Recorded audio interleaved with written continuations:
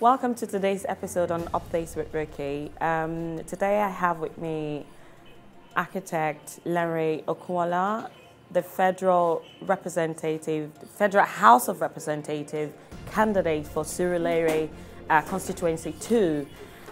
Today I'll be taking you through the journey of understanding why he should be your candidate. You hear it from him firsthand as to why he should be your chosen one.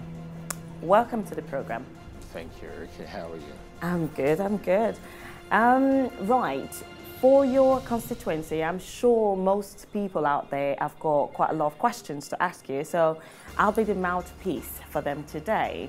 I've looked at your background, I've done a bit of research on you, even though I couldn't get much as I would have loved to.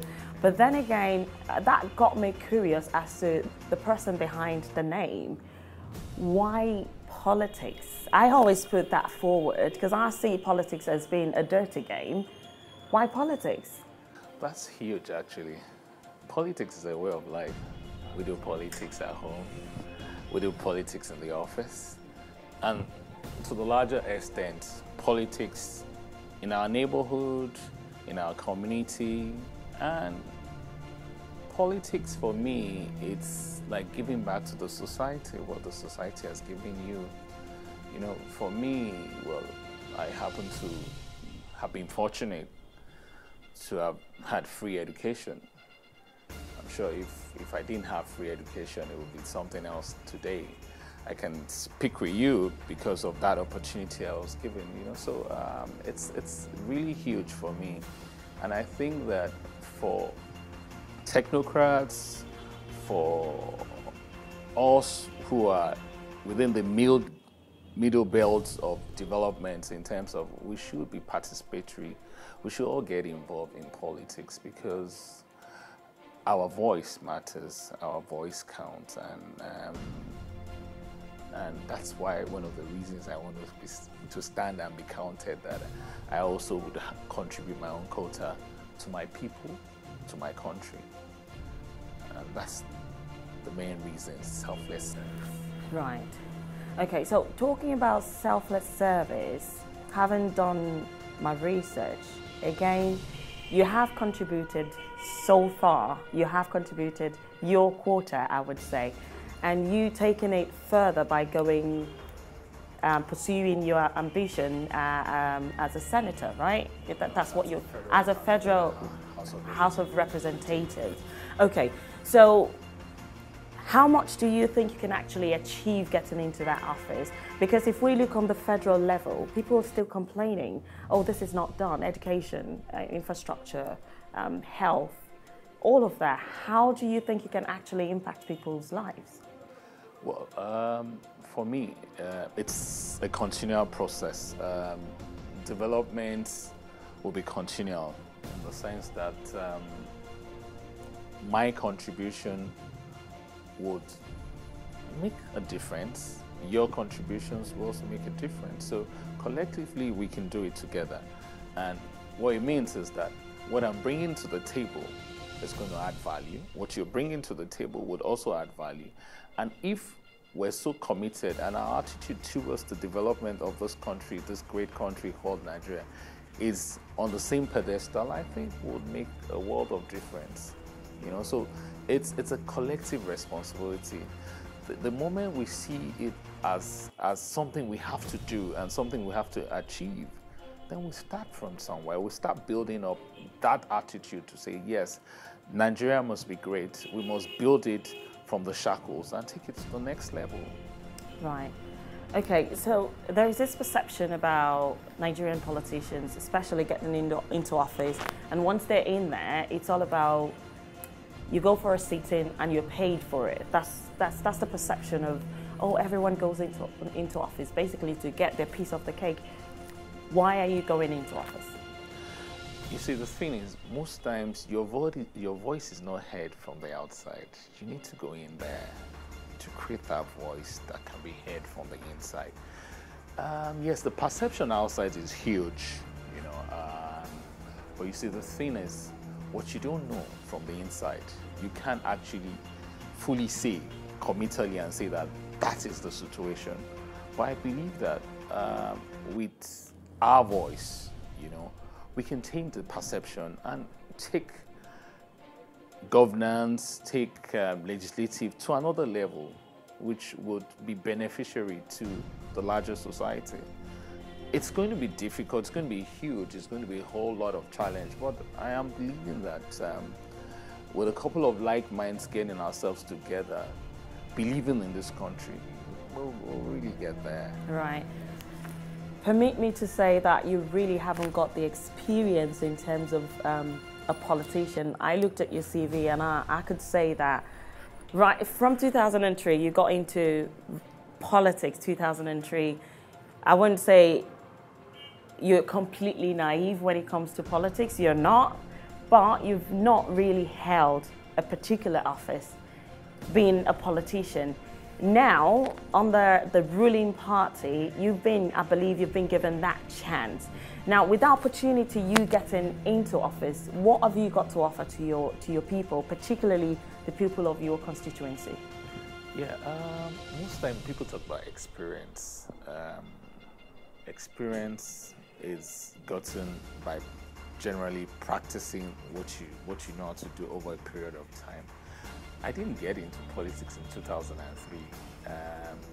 In actual fact, we were the first line of personnel that started what is called AD, Alliance for Democracy. At that time, in 1999, we co-started it.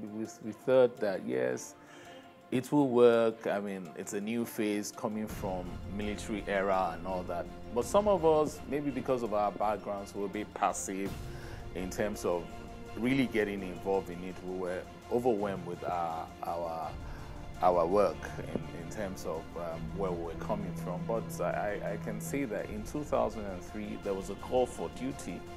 I was called to be the state secretary of the State Congress in Lagos State at that time, the AD.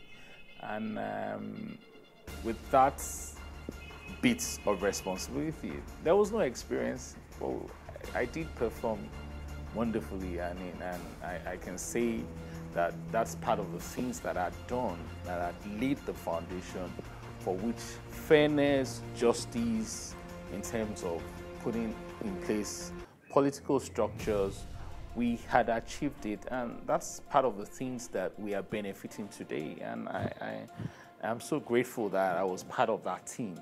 So, and a couple of other times, politics, like I told you, it's something that I partake in day-to-day activities. I mean, I do it everywhere, and I do it in the office, I do it at home, and I also do it with my people too. And I'm sure that based on that's